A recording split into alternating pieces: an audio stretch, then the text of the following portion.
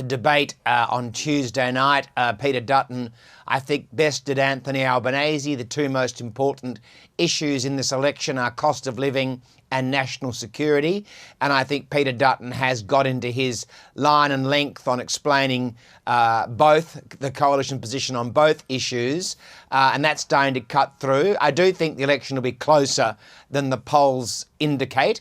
I think the voters are looking much more closely at the coalition.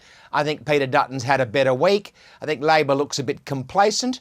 They look like they think they're going to win, and the voters don't like that either. And so I feel like I don't think it's a lay down misere yet what the outcome of this election will be. So, Bill Shorten, does Labor have a suit of trumps or not?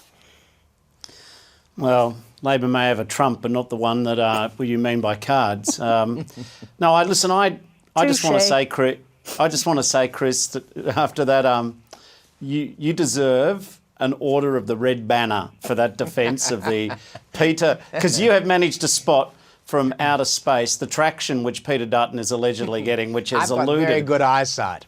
You have outstanding eyesight.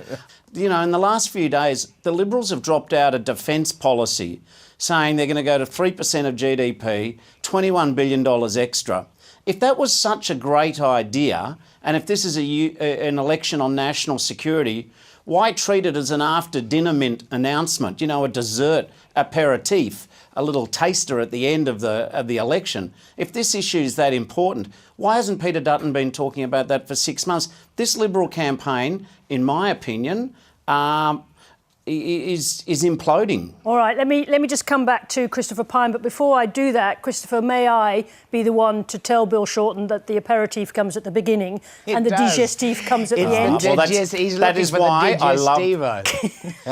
why I love the ABC and you, Chris, because you like the finer things in life, my friends.